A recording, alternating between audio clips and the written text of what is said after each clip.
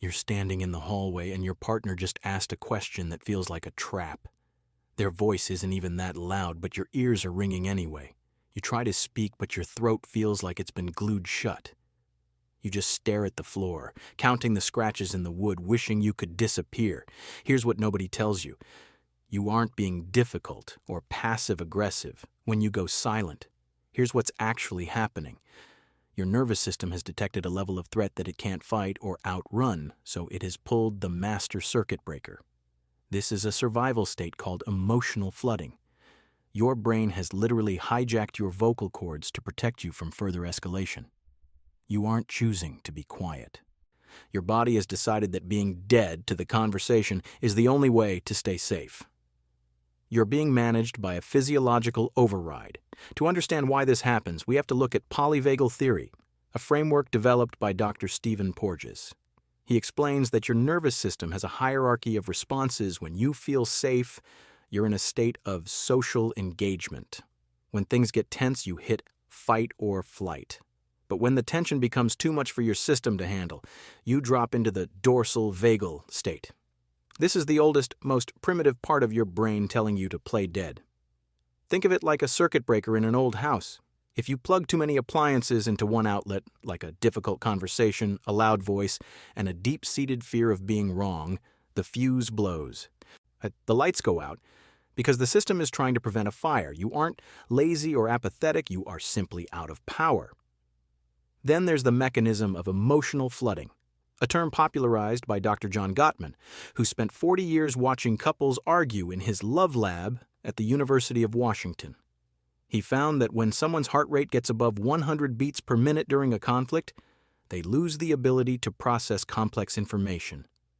Your brain literally shuts down the parts responsible for logic and empathy. It's like trying to have a calm conversation while standing in the middle of a hurricane. You can't hear what they're saying because the roar of your own survival instinct is too loud. You aren't being stubborn. You're just physically incapable of talking it out, while your body thinks it's being hunted. Does that make the silence feel a little less like a choice and more like a reflex? We also have to talk about the amygdala hijack, a concept coined by Daniel Goleman. Your amygdala is the tiny almond-sized part of your brain that scans for danger 24 hours a day. When it senses a social threat, like the look of disappointment on your partner's face, it bypasses your frontal lobe, which is the rational, thinking part of you. It's like a panicked security guard who sees a shadow and immediately locks down the entire building before checking to see if it's just a cat. By the time you realize there's no real danger, the doors are already barred and the keys are hidden. You are locked inside your own silence. The guard isn't listening to your logic. He's just waiting for the threat to go away. Finally, yes, we have to acknowledge the role of attachment theory, specifically the research by Dr. Mary Main, into how we respond to emotional stress based on our childhood. If you grew up in a home where conflict was either explosive or met with total withdrawal, your brain learned that speaking up didn't lead to a solution. It led to more pain. Your current shutdown is actually a preemptive strike by your younger self. You are withdrawing before they can leave you or before the yelling starts. It's like a turtle that pulls its head into its shell at the first sign of a storm. It is a very effective way to not get hit, but it's a very hard way to travel through a relationship. Your brain is using a map of your childhood home to navigate your adult life. Notice how this shows up in your adult life when things are actually going okay? But a minor disagreement starts. Think about the last time your partner brought up a small frustration about the dishes or the budget. Within seconds, you felt that fog roll into your brain. This is why you say, "I don't know," or "I don't care," when you actually have very strong opinions. You aren't lying. You just can't access your thoughts while you're in lockdown. At work, this is why you might freeze when a boss gives you feedback, even if it's constructive. You can't defend your choices because your brain has already labeled the conversation as a battlefield. You've been running this quiet as safety program since you were 8 years old. Notice how you feel a sense of relief only when the other person stops talking or leaves the room. That's your nervous system finally resetting, but the conversation is now a graveyard. This pattern follows you into your closest friendships and even your internal monologue. You might find yourself replaying arguments hours later, suddenly finding all the words you couldn't say at the time. This is because your heart rate has finally dropped and your frontal lobe has come back online. You aren't slow. You were just flooded. This is why you might avoid important conversations for weeks or even months, because you're terrified of the blank feeling that you know is coming. You've become a master of the exit ramp. You choose the safety of the silence over the risk of the connection, but the silence is starting to feel very loud, isn't it?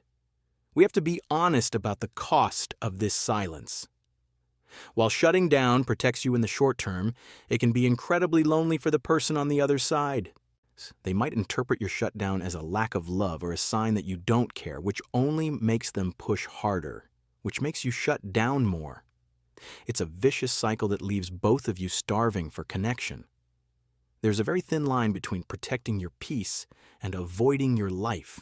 If you never stay in the room, you might end up in an empty one. Your body is trying to save you, but it might be saving you from the very intimacy you crave.